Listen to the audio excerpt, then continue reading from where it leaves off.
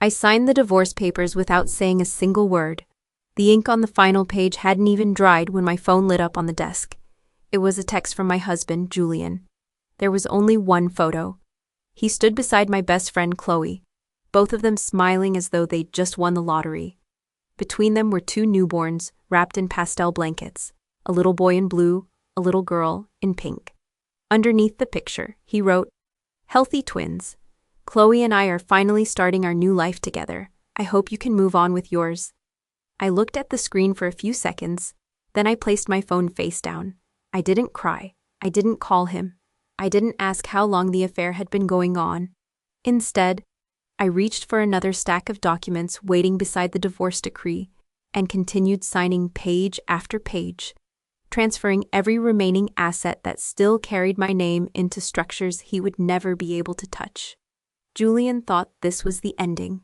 He believed I'd spend the rest of my life wondering why I hadn't been enough, why I couldn't give him the warm family he always claimed he wanted. He had no idea that I'd already accepted the marriage was over long before he sent that picture. More importantly, he had absolutely no idea what was about to happen when he carried those two babies home to introduce them to his mother. Because the moment she looked at the little boy, the color drained from her face. She stared at him as if she'd seen a ghost, and before anyone could stop her, she asked a question that would destroy every lie Julian had built his new life upon. "My God, the boy, didn't anyone tell you?" I used to believe that marriages failed all at once. A dramatic confession, a screaming match, a suitcase dragged across hardwood floors in the middle of the night. Mine didn't end that way. It ended through tiny inconsistencies that only someone trained to spot risk could see. For 12 years, I'd built a career helping companies survive disasters before they happened. I specialized in financial risk management, finding patterns other people dismissed as coincidence until those patterns became million-dollar catastrophes. I always joked that my job had ruined my ability to relax. When everyone else saw calm water, I automatically looked for cracks beneath the surface. That instinct made me exceptionally good at work.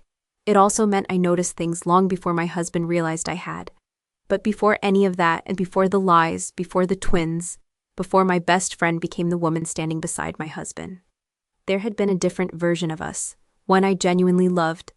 When I met Julian Montgomery, he wasn't the confident CEO everyone admired. He was exhausted. His tiny technology startup was barely surviving. Investors had already turned him down more times than he cared to admit. Payroll was becoming impossible, and every conversation revolved around whether the company could survive another month. He possessed endless ambition. I possessed structure. He dreamed in possibilities. I thought in probabilities. For reasons I still can't completely explain, we fit together. While he pitched products, I rebuilt financial models. While he charmed investors, I quietly corrected every spreadsheet before anyone else saw it. I spent weekends rewriting business plans, preparing forecasts, and calculating risks that could destroy the company before they ever became reality. When cash flow nearly collapsed during our second year together, I mortgaged the small house my parents had left me after they passed away. I never told anyone, not even Julian's friends. To me, marriage wasn't measured by grand romantic speeches. It was measured by what you quietly carried when the other person couldn't. Eventually, the company survived. Then it grew. Investment rounds became larger. Our apartment became bigger. The sleepless nights became expensive vacations we rarely had time to enjoy. People started calling Julian a visionary. I smiled every time I heard it, because I believed his success was our success. I never wanted applause. I only wanted us to keep building the life we'd promised each other. For 5 years, I thought we were partners in every sense of the word. Then came the phone call. After sending the photograph of the twins, Julian called before I had even finished organizing the documents spread across my dining table. I answered just before it went to voicemail. He didn't bother asking how I was. "Did you see the picture?" His voice carried an excitement he was trying and failing to hide. When I didn't answer, he laughed softly. "A healthy boy and a healthy girl," he said proudly. "Chloe went through a difficult delivery, but they're perfect." Another pause. He was waiting for sobbing, for screaming, for questions, for anything that would prove I was devastated. Instead, I uncapped my pen and signed another page. "Congratulations," I said. The The silence on his end lasted several seconds. Finally, he cleared his throat. That's it? Should I send 2 gifts? I asked calmly. Or is one large gift more appropriate for twins? His breathing changed. I could almost picture the confusion spreading across his face. This wasn't how he'd imagined this conversation. He wanted my heartbreak to justify his betrayal. Without it, all he had left was the truth. His voice hardened. Elena, don't do this. I'm not doing anything. We both know why this happened. I kept signing paperwork. He continued anyway. You were always working. You treated everything like a project. Our home never felt warm. Every sentence sounded rehearsed, as though he and Chloe had practiced them together until they believed them. Then came the line I would never forget. I finally have a real family now.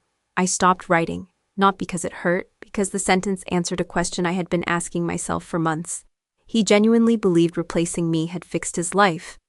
I looked across the room at the glass board mounted on my office wall. Months earlier, it had displayed expansion strategies for Julian's company. Now it was covered with handwritten notes, dates, financial transfers, ownership structures, and timelines connected by colored lines only I fully understood. That board wasn't about revenge, it was about certainty. Risk management isn't predicting disasters. It's preparing before everyone else realizes one is coming. I'll have my attorney send the divorce settlement tomorrow, Julian continued. I made sure you're taken care of. I'm not an ungrateful man. You don't need to. What? I already signed everything. Another silence. The documents are inside your office safe. His breathing became noticeably heavier. You already prepared them? I did. When? I rested my hand on the edge of the table. The first night you claimed you were sleeping at the office, I answered quietly. While Chloe posted a photo from the Ritz-Carlton with the exact same skyline outside her window. I didn't raise my voice, I didn't accuse him, I simply stated a fact. Don't forget what I do for a living, Julian. I analyze risks, and once the numbers become impossible to ignore, I never wait for the collapse. Before he could answer, I ended the call. Outside my apartment, Chicago continued moving as if nothing had happened. Cars filled the streets below, office lights flickered on across the skyline. Somewhere across the city, my husband was celebrating the beginning of what he believed was a perfect new life. He never once wondered why I had been so calm. That was his first and perhaps biggest miscalculation. Julian arrived the very next afternoon, right on schedule. He walked into my penthouse wearing a perfectly tailored navy suit that probably cost more than my first car. His shoes gleamed, his watch caught the afternoon sunlight. To anyone watching, he looked exactly like the successful entrepreneur every magazine wanted to feature. Trailing behind him was his attorney, Brad Harrison, carrying a leather briefcase and the detached confidence of a man expecting a routine divorce settlement. Neither of them looked prepared for what waited inside. Every single one of Julian's belongings had already been packed. His golf clubs, his expensive stereo system, his designer suits, even the ridiculous collection of anime figurines he'd insisted would be worth a fortune someday. Each box was labeled with neat black handwriting and stacked beside the front door. 5 years of marriage reduced to carefully organized cardboard. Julian stopped walking. What is this? Your things. His jaw tightened. You didn't have to throw me out like some criminal. I looked up from the documents on my coffee table. I didn't. You've already left. For a brief moment, neither of us spoke. Brad quietly pulled out a chair, sensing that this meeting wasn't going to unfold the way either of them had expected. I slid a folder across the glass table. Property division. Julian didn't even touch it. Brad opened the folder instead. At first, his expression remained professionally neutral. Page 1, Page 2, Page 3. Then his eyebrows lifted. He adjusted his glasses and started reading more carefully. By the 5th page, he wasn't skimming anymore. He was studying every sentence.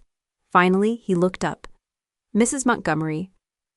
I believe there may be an error regarding Mr. Montgomery's ownership interest in Next Gen Solutions. There isn't. I reached beside my chair and placed a much thicker binder on the table, nearly 400 pages. Audited financial statements, investment agreements, capital contribution records, bank transfers, corporate filings, every document professionally indexed. Brad stared at the binder before opening it. Within seconds, The confidence disappeared from his face. "You'll find," I said calmly, "that the emergency capital injections made during funding rounds 2 and 3 came entirely from my personal trust." I turned another page for him. "Our prenuptial agreement specifically states that equity purchased through separate personal funds remains separate property, including appreciation." Brad flipped rapidly between the agreement and the supporting documents. His breathing became noticeably slower because he had realized something Julian never had. I hadn't simply helped build the company, legally speaking. I had helped own it. Julian frowned. "What is he looking at?" Brad didn't answer immediately. Instead, he continued reading. Silence settled over the room. I almost felt sorry for him. Almost. Finally, Brad closed the binder. His voice had changed. "Mr. Montgomery, I think you should review this carefully before making any decisions." Julian snatched the documents from him. His confidence lasted less than 30 seconds. Then his face slowly lost its color. "No." He looked back at me. "No. You manipulated this. I documented it. You planned this. I kept records." His voice rose. "You've been collecting evidence against me." I folded my hands. "I've been keeping financial records. There's a difference." His breathing became uneven. "You can't seriously expect me to believe you deserve half my company. I don't. I deserve exactly what the contracts say." That sentence hit him harder than if I'd screamed. Because contracts don't care about feelings. Neither do numbers. He slammed the binder shut. "I built that company." I met his eyes. "Did you?" The room fell silent. "You remember the financial forecasting model that convinced your first investors?" "You built the presentation," I said quietly. "I built the numbers they invested in." "You remember the due diligence report that kept the acquisition from collapsing?" I spent 72 hours rewriting it. "You remember payroll during the cash flow crisis? My inheritance paid it. I never asked for recognition. I simply expected honesty." Julian's face turned crimson. "Enough!" His fist crashed onto the glass coffee table. The teacup beside me rattled but didn't spill. "What have you ever done as a wife?" he shouted. "You buried yourself in spreadsheets. You worked every weekend. You were never home. My mother begged for grandchildren. You couldn't even give me that. There." He pointed directly at me. "That's the truth you've always avoided." I simply watched him. Months earlier, those words might have shattered me. Now, they sounded strangely hollow because I remembered every fertility appointment, every blood test, every specialist, every hopeful conversation that ended with another polite shrug. According to every physician we consulted, there had never been a medical reason we couldn't have children. Neither of us had fertility problems, which made his accusations strangely convenient. "We both remember those appointments," I said softly. His eyes flickered. "For 2 years," I continued, "we visited 3 specialists. They all reached the same conclusion. We were both healthy." He swallowed. "Stress," he answered too quickly. "You were always stressed, that's why." I nodded slowly, almost thoughtfully. "I see." Then I asked the question that made him stop breathing. "So how did Chloe become pregnant almost immediately?" His mouth opened. Nothing came out. "She's under stress too. She works, she barely sleeps. So what exactly made her miracle possible?" His fingers tightened around the papers. The arrogance that had carried him into my apartment was beginning to crack. Not because I'd accused him, because he suddenly realized something. I wasn't arguing. I wasn't defending myself. I was letting him talk. Every insult, every excuse, every lie. And the more he spoke, the more convinced I became that he still had absolutely no idea what game he was actually playing. When he finally signed the settlement papers, he pressed the pen down so hard the nib tore through the final page. He stood, straightened his jacket, glared at me with pure hatred. "You'll regret this. You'll die alone. You'll have your money. I'll have a real family." I didn't answer. I simply watched movers carry the last cardboard box out of my home. The front door closed behind them with a heavy thud. For the first time in years, the apartment was completely silent. I walked to the floor-to-ceiling windows overlooking Chicago. Far below, traffic moved in endless streams of white and red lights. Julian believed he'd won. He believed the divorce was the finish line. He never noticed that I hadn't been trying to beat him in court. I was waiting for him to walk willingly onto a much bigger stage. And when he finally did, he would discover that some victories only exist because the real battle hasn't started yet. I thought the hardest part would be signing the divorce papers. I was wrong. The paperwork was easy. Watching someone rewrite the story of your life while the rest of the world applauded, that was far more painful. 3 days after our divorce became official, I opened Instagram using a burner account I had created months earlier. Julian had posted 9 professionally edited photographs. The caption read, "1 + 1 became 4. Grateful beyond words, looking forward to the beautiful future we're building together." The first photograph showed him standing behind Chloe with one arm wrapped around her shoulders. She cradled the twins, smiling with the soft, effortless warmth I'd once believed was genuine. Golden afternoon light poured through oversized windows. Designer baby furniture filled the room. Everything looked carefully staged. Not fake, curated, the kind of happiness that wanted witnesses. I kept scrolling. One picture showed Julian kissing the little boy's forehead. Another captured Chloe laughing while the baby girl reached for his tie. There was even a family portrait in matching cream-colored sweaters. Despite the fact the twins were only a few days old, someone had planned every detail. The comments were even more polished. "You deserve this happiness. The perfect family. A true success story. Congratulations to an amazing husband and father." One comment received hundreds of likes. "Sometimes life gives the right people a second chance." Julian had replied with a heart. I stared at that single emoji longer than I cared to admit. Not because it hurt, because I finally understood something. He wasn't trying to move on. He was trying to control the narrative. If enough people believed his version of events, eventually, maybe he would too. Throughout the afternoon, more congratulations poured in. Business executives, former classmates, investors, people who had attended our wedding. Many of them knew I'd divorced him only days earlier. It didn't matter. People are uncomfortable with unfinished stories. They instinctively choose whichever version appears happiest. And Julian had given them exactly that. By evening, mutual friends began calling. I let most of the calls go to voicemail. Those who insisted received the same answer. We wanted different futures. Nothing more. I refused to explain. The truth has an odd relationship with time. Sometimes it becomes stronger when left alone. Late that night, one call finally caught my attention. It was Melissa. We'd gone to graduate school together before life pulled us into different careers. She didn't bother with small talk. I just saw Julian's post. So did I. There was a long sigh. "Elena, people are talking." I assumed they would. "No," her voice hardened. "You don't understand. They aren't just talking. They're repeating what Julian has been saying." I remained silent.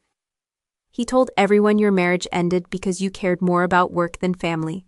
I closed my laptop. "He says you treated your home like another boardroom." Another pause. "And Chloe?" Melissa sounded almost embarrassed to continue. "She's telling everyone you stepped aside because you knew you couldn't give him children." For the first time all day, I actually laughed. Not loudly, just once. A quiet laugh filled with disbelief. "Is that really the story?" Melissa's frustration burst through the phone. "She's acting like she's doing charity work. She keeps saying she feels sorry for you. She tells people you sacrificed your marriage so Julian could finally become a father." My fingers tightened around the warm mug of tea beside me. How fascinating. Infidelity had somehow transformed into compassion. Betrayal had become destiny, and I had apparently volunteered for the role of tragic supporting character. "They've convinced almost everyone," Melissa whispered. "They're calling themselves soulmates who finally found each other." Outside my windows, rain began tapping softly against the glass. Chicago disappeared behind streaks of gray. For a long moment, neither of us spoke. Finally, Melissa lowered her voice. "There's something else." "What?" "They're hosting a huge celebration next weekend." "A celebration? A baby debut?" I frowned. "What do you mean?" "Julian's parents are opening the family estate. Everyone important in Savannah is invited. Judges, business leaders, politicians, old money families. They're introducing the twins as the next Montgomery generation." I walked slowly toward the window. Below me, headlights reflected across rain-soaked streets. A public celebration, of course. Julian had never been satisfied with private victories. He needed audiences, applause, validation. He wasn't content with building a new family. He wanted the world to witness it. Melissa continued, "People are saying it's going to be the biggest social event of the year. I suppose it will be. You aren't going." "No. You don't want to confront them." I smiled faintly. "No. Confrontation is emotional. Timing is strategic. There is a difference." After ending the call, I stood alone in the quiet apartment. My eyes drifted toward the whiteboard that still covered an entire wall of my office. Most people would have seen random notes: dates, names, colored lines, financial structures, phone records, travel schedules. I saw patterns. One detail refused to leave my mind. The twins, not the babies themselves, the timeline. It had bothered me from the very beginning. During every fertility consultation Julian and I attended, every physician reached exactly the same conclusion. Neither of us had a medical condition preventing pregnancy. Yet suddenly, Chloe became pregnant almost immediately. Not with one child, with healthy boy-girl twins. Statistically, it wasn't impossible, but it was unusual enough to make someone with my professional background pause. Risk management had taught me one simple rule: when a result appears too perfect, never admire it, audit it. I picked up a blue marker and walked toward the whiteboard. Without hesitation, I circled one existing note 3 separate times. Then I wrote 5 words beneath it. "The timing doesn't make sense." I stepped back. For weeks, I'd been asking myself whether I was imagining connections that didn't exist, whether grief was making me suspicious. Standing there, I realized I already knew the answer. I wasn't waiting because I lacked evidence. I was waiting because I needed the right stage. And as rain continued falling across Chicago, I found myself thinking less about Julian and more about his mother. Because if anyone valued family legacy more than public image, it was Beatrice Montgomery, and something told me she was much closer to the truth than anyone, including her own son, realized. I never imagined silence could have weight, but over the next week, it settled over my life like wet concrete. Every morning, I woke before sunrise out of habit. I still made coffee in the same French press Julian had insisted we buy during our second Christmas together. I still watered the orchid sitting beside the kitchen window. I still straightened the throw blanket on the couch before leaving for work. The routines hadn't changed, only the person they had once been built around. People often imagine betrayal as one dramatic explosion. It isn't. Most days, it feels like walking through a house where someone has quietly removed all the furniture. Everything familiar is still there. It just echoes. At work, I buried myself in consulting projects. Numbers were predictable. Cash flow projections didn't gossip. Risk reports didn't ask uncomfortable questions over lunch. People did. Everywhere I went, I noticed the same hesitant expressions. Some coworkers avoided eye contact altogether. Others tried too hard to be kind. "I'm so sorry. You'll find someone better. Everything happens for a reason." None of those sentences helped, because none of them addressed what actually hurt. I hadn't only lost my husband. I'd lost the story people believed about me. By midweek, invitations quietly stopped arriving. A dinner I'd attended every month for nearly 3 years suddenly became postponed. A former client canceled coffee without suggesting another date. Even neighbors who used to wave in the elevator now offered nothing more than polite nods. Nobody openly accused me. They didn't have to. Pity can isolate a person just as effectively as blame. Late Thursday afternoon, my phone buzzed while I was reviewing a quarterly risk assessment. The caller ID surprised me: Beatrice Montgomery. For a moment, I considered letting it ring. Instead, I answered. "Hello." Her voice sounded different, quieter, older somehow. "Elena." There was a pause long enough that I wondered if the call had disconnected. "I hope I'm not interrupting." "Not at all." Another silence, then she sighed. "I've been thinking about you." That wasn't the sentence I expected. She had never been openly cruel to me during my marriage, but she had never truly understood me either. To Beatrice, success meant preserving tradition. To me, success meant solving problems. We had always respected each other without ever speaking the same emotional language. "I know things ended badly," she said carefully. "I won't pretend to understand everything, but—" She hesitated. "Something hasn't felt right." I didn't interrupt. When Julian first told me about the pregnancy, I was thrilled. I thanked God. I thought our family had finally received the blessing we'd waited for. Her voice grew even quieter. Yet every time I visited Chloe, I left feeling unsettled. I leaned back slowly in my chair. Unsettled how? I can't explain it. I've tried. Perhaps it's just a mother's intuition. She gave a small, embarrassed laugh. I know how ridiculous that sounds. It doesn't. I've watched people deceive themselves for decades. My instincts rarely fail me. For the first time during the conversation, neither of us spoke. The silence felt different now, not awkward, careful, almost respectful. Finally, she asked, "May I ask you something?" Of course.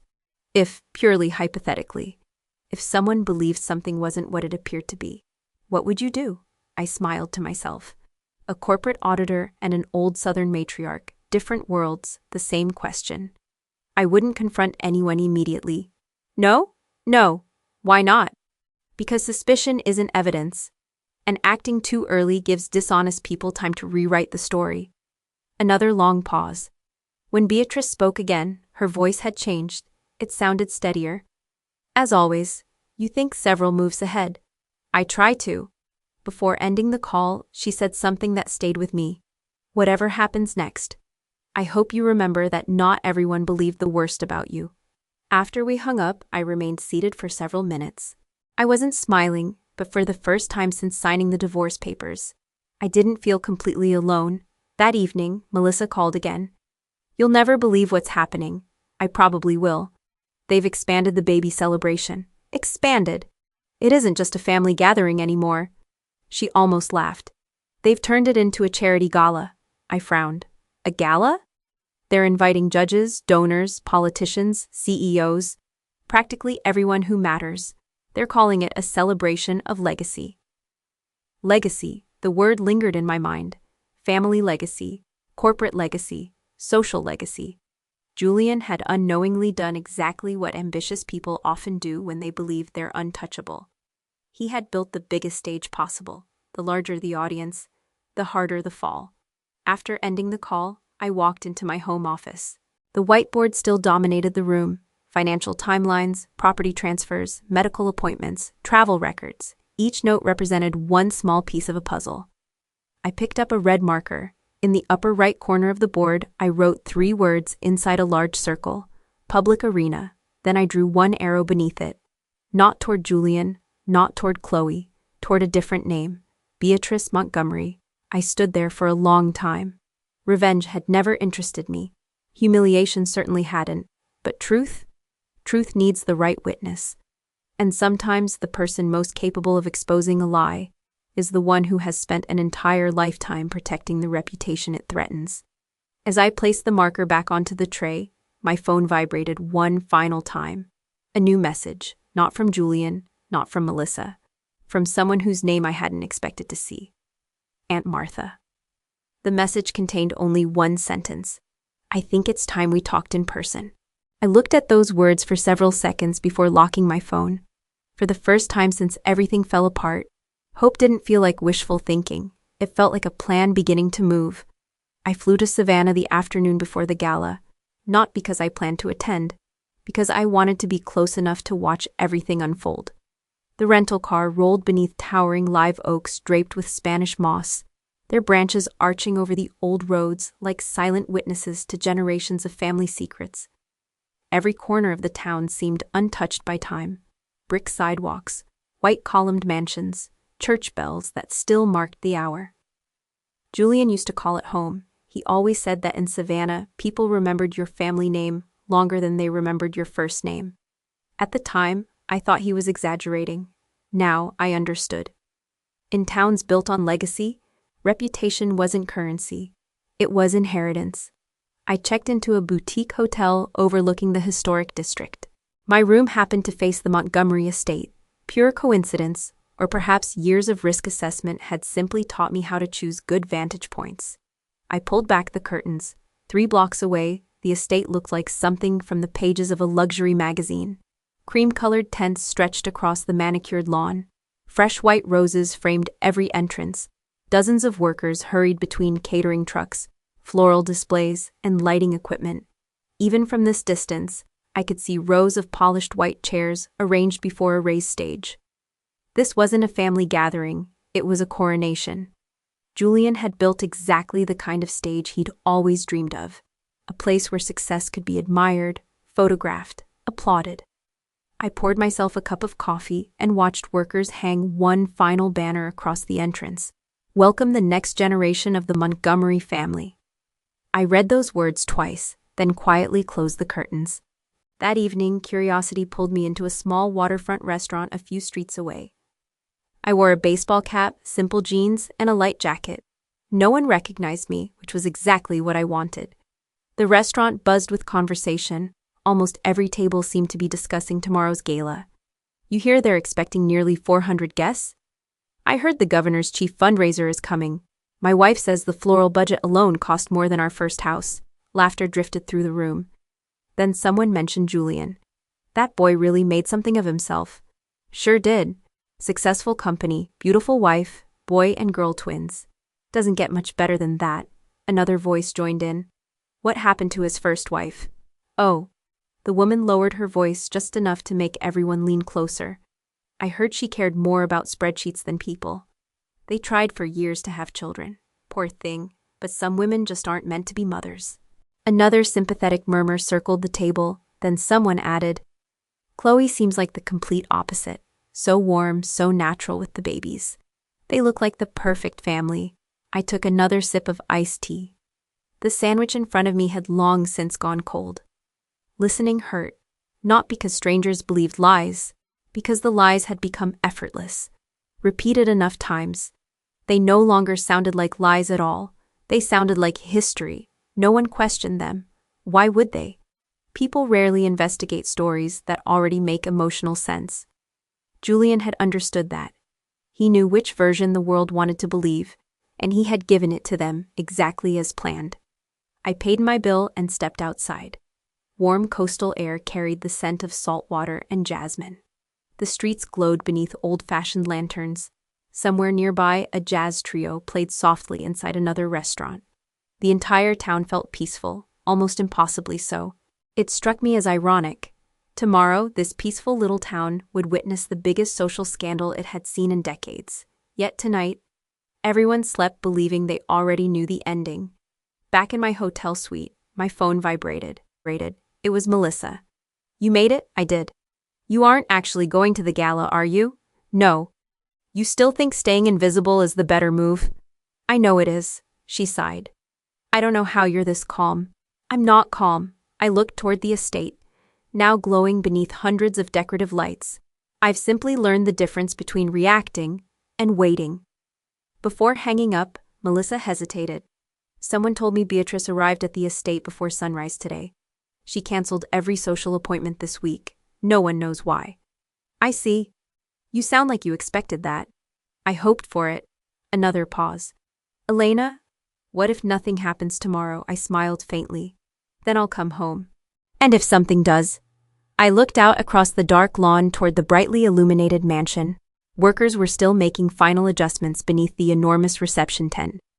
They had no idea what kind of stage they were preparing. I won't need to do anything. After ending the call, I opened my laptop one last time. A secure folder waited on the desktop.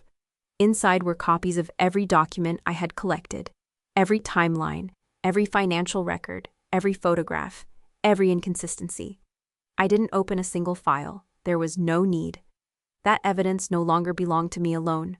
I closed the computer. Outside, the Montgomery estate shimmered beneath strings of white lights. Guests would arrive in less than 12 hours. Julian would stand on that stage, wearing his perfect smile. He would thank Chloe. He would thank his parents. He would tell everyone how he'd finally found the life he deserved. The audience would applaud. They would celebrate. They would believe every word, for a little while. Because somewhere in that same town, someone else was quietly carrying something far more powerful than applause. Not revenge, not anger, the truth. And by this time tomorrow, the person holding it would walk straight through the front gates of the Montgomery estate. I woke before sunrise. Not because I was nervous, because old habits are difficult to break. For years my mornings had begun the same way. Coffee, a quick workout, and 30 quiet minutes to organize the day before the rest of the world caught up. This morning was no different, Except today, I wasn't preparing for a board meeting. I was preparing to witness one. From the 8th floor of my hotel, I pulled the curtains open. The Montgomery estate was already alive. Delivery vans lined the circular driveway. Florists carried enormous arrangements of white roses across the lawn. Valets in crisp black uniforms directed luxury cars into neat rows. By 9 o'clock, guests had begun arriving. Even from 3 blocks away, I recognized several familiar faces. A retired federal judge, 2 state senators, bank presidents, real estate developers, old Southern families whose names appeared on university buildings and hospital wings. Julian hadn't exaggerated. Nearly everyone who mattered had come. He wanted witnesses. He was about to get them. I carried my coffee to the desk where my laptop waited. Beside it sat a pair of high-powered binoculars I'd rented the night before. It felt almost ridiculous, like I was spying on my own past. But today wasn't about curiosity. It was about confirmation. I adjusted the focus until the estate came sharply into view. The reception tent shimmered beneath the morning sun. Musicians tuned their instruments. Servers arranged crystal glasses with military precision. Everything looked perfect, almost painfully perfect. My phone vibrated. A single message appeared from Aunt Martha. "I'm here, nothing else." No explanation, no reassurance. She didn't need to say more. I typed one word. "Thank you." Then I locked the phone again. Some people mistake courage for loudness. It isn't. Sometimes courage is simply showing up while carrying the truth, and Aunt Martha had done exactly that. An hour later, another message arrived, this time from a secure email address with no identifiable sender. Inside was only one attachment, a scanned document. I opened it.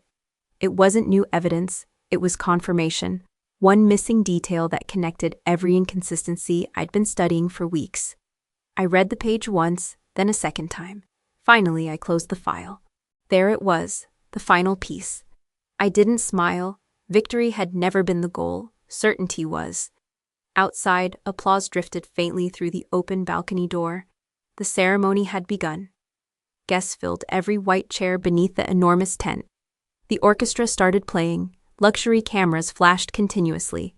Julian appeared first. Even from a distance, I could see the confidence in the way he walked. His navy suit fit perfectly. His posture was relaxed, his smile effortless.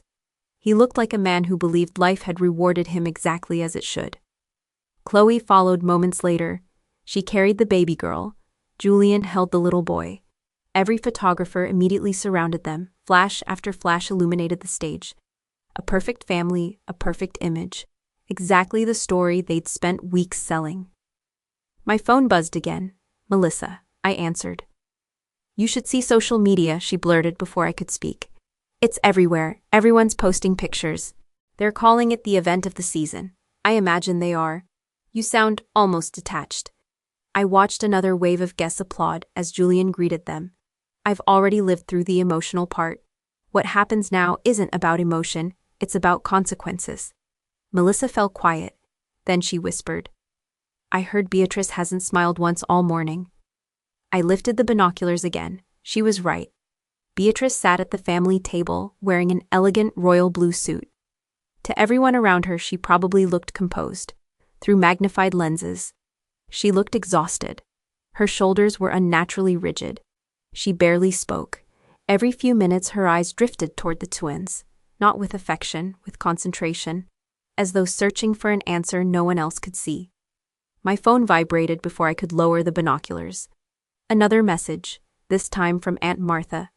She read everything. A second message arrived immediately after. "She didn't sleep last night." Then a third, "She's carrying the folder." I stared at those 4 words. "She's carrying the folder." That was it. Nothing more needed to happen, not yet. I placed the phone beside my coffee. Months earlier, I might have driven straight to the estate, demanded answers, forced a confrontation. Today, I remained exactly where I was, because this story no longer belonged to me. Julian had spent weeks convincing everyone that I was bitter, vindictive, unable to let go. If I walked onto that stage now, every truth would become an argument. Every fact would become revenge. No. The truth needed a different voice. one no one could dismiss, one that carried decades of respect, one that had everything to lose by speaking, Beatrice Montgomery.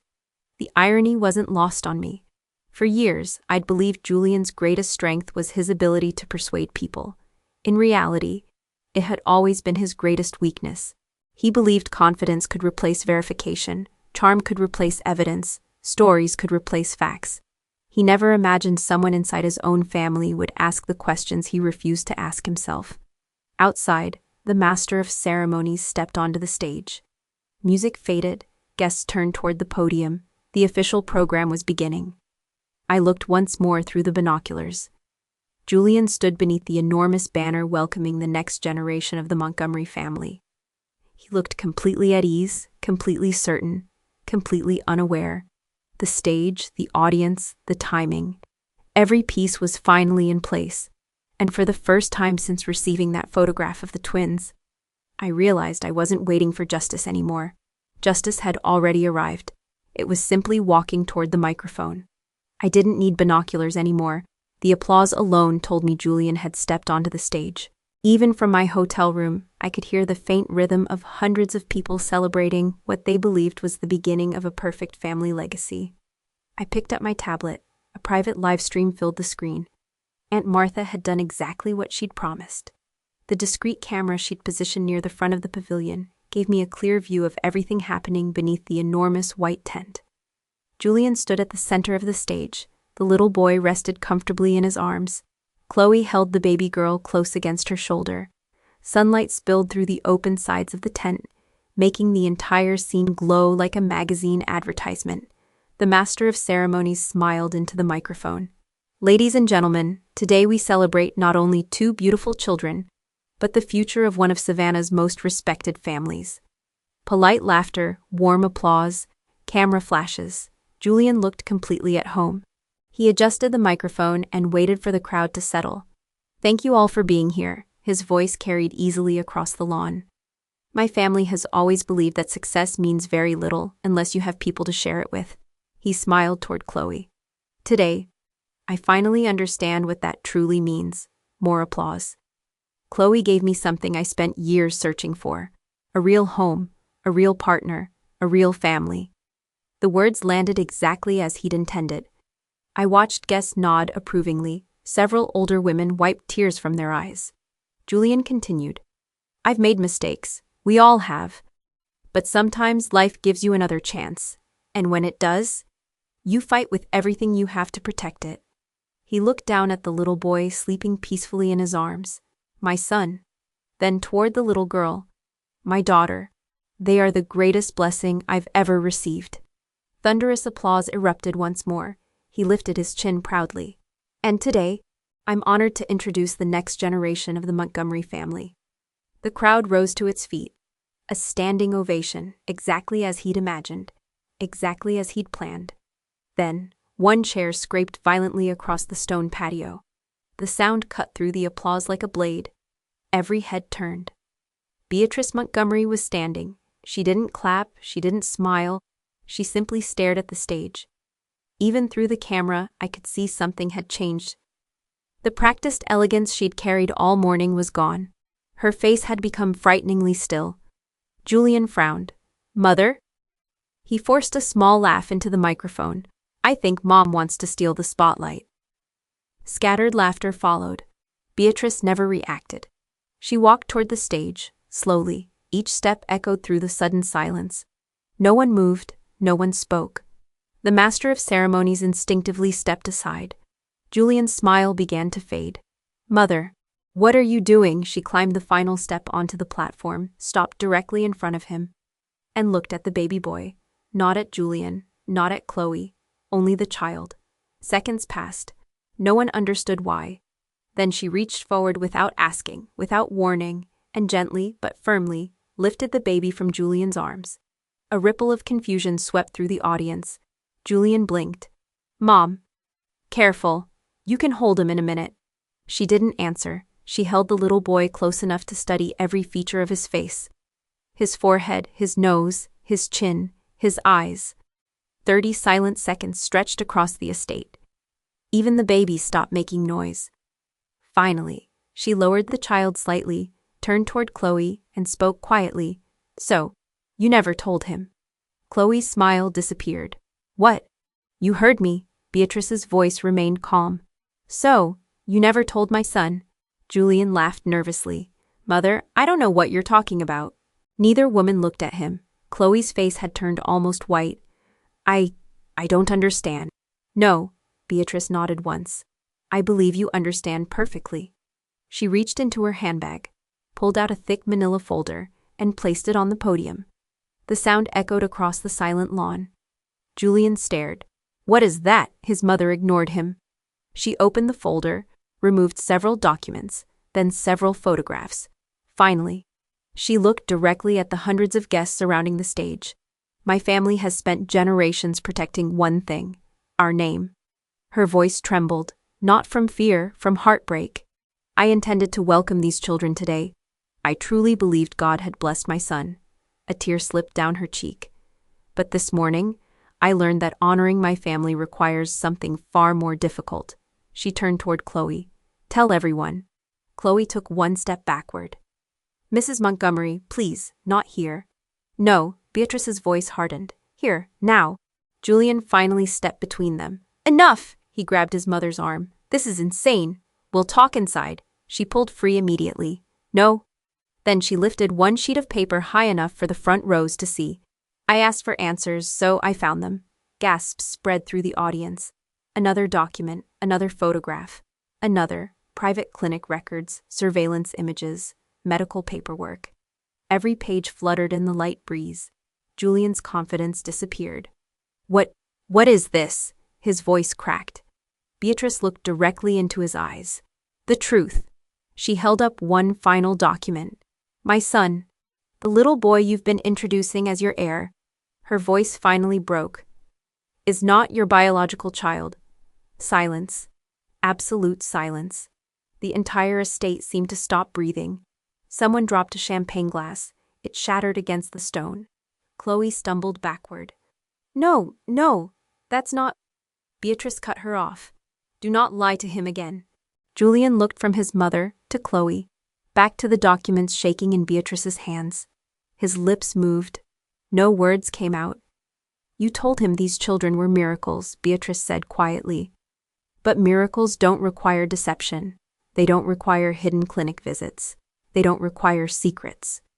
Chloe's knees buckled. She barely caught herself on the edge of a chair. I can explain. Julian turned toward her.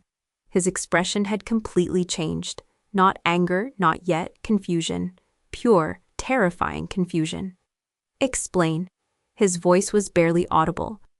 Chloe, what is she talking about? She opened her mouth, closed it. Opened it again. Nothing. Not one sentence. Not one believable explanation. The audience watched every second. No one whispered anymore. No one needed to. The silence itself had become judgment. Julian slowly picked up one of the scattered pages. He stared at it, then another. His breathing became uneven. His hands began to shake. For the first time since I'd met him, he looked like a man who had absolutely no idea what came next. And standing alone in my hotel room, I realized something unexpected. I didn't feel triumphant. I didn't feel vindicated. I simply watched. Because I had never needed to destroy Julian. His own lies, his own pride, his own desperate need to be admired, had done that far more completely than I ever could. Months passed before I returned to Savannah, not because anyone invited me, because one chapter deserved a proper ending. The Montgomery estate looked different now. The white reception tent was gone, the banners had disappeared, even the flower bed seemed quieter somehow. Time has a way of erasing the decorations people use to celebrate themselves.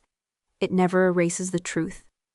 I learned later that the gala had become front-page news across the state. The videos spread faster than anyone could contain them. Within days, Julian stepped down as CEO while his board launched an internal review. Several investors quietly withdrew. Old family friends stopped returning calls. The same society that had applauded him so enthusiastically discovered an equally powerful talent for pretending it had never supported him at all. Chloe left Savannah before the month ended. No farewell party, No emotional social media posts, just silence. As for Beatrice, she sent me a handwritten letter, not an apology. She never tried to excuse what had happened. Instead, she wrote only one sentence that stayed with me long after I folded the letter away. The hardest truth a mother ever learns is that loving your child does not mean protecting their lies. I kept that letter, not because it erased the past, because it reminded me that integrity sometimes arrives far too late, but it still matters. A few weeks later, I sold the last remaining investment connected to my old marriage. The money didn't feel like a victory, it felt like closure. Instead of buying another luxury apartment or taking the vacation everyone insisted I deserved, I did something my parents would have appreciated far more. I established a scholarship in their names for women studying finance, accounting, and business analytics. Young women determined to build careers where their voices would be heard before a crisis, not after one. The first time I met the scholarship recipients, one of them asked why I had created the program. I smiled. My parents taught me that the strongest investment you'll ever make isn't in a company. It's in a person who hasn't yet discovered what they're capable of. She wrote those words down. I hope she remembers them better than I ever remembered the expensive advice people gave me after my divorce. Every so often, someone still recognizes me. Occasionally, they apologize. I believed the rumors. I'm sorry, I should have known better. I never ask for explanations. People make decisions using the information they have. Sometimes they simply have the wrong information. Holding on to resentment would have tied me to the very people I worked so hard to leave behind. So I let it go. Not because Julian deserved forgiveness, because I deserved peace. Looking back now, I no longer think the worst day of my life was receiving that photograph of my husband holding another woman's children. Strangely enough, it was the day my real life began. Losing everything I thought defined me forced me to discover what couldn't be taken away. My work, my integrity, my judgment, my resilience. Those things had quietly carried me long before I ever became someone's wife. And they carried me afterward, too. If there's one lesson this journey left me with, it's this. People often believe justice means watching the person who hurt you suffer. I've learned something different. Justice is waking up one morning and realizing their choices no longer control your happiness. It's understanding that truth doesn't need to shout forever. Given enough time, it simply stands still while lies exhaust themselves trying to keep moving. If you've ever been betrayed, misunderstood, or forced to rebuild your life from pieces you never wanted to pick up, I hope you remember this. Someone else's dishonesty can change your circumstances. It cannot define your worth. Keep your integrity, keep your patience, and never underestimate the quiet strength of walking away before the world understands why. One day, it usually does. If this story resonated with you, I'd love to hear your thoughts.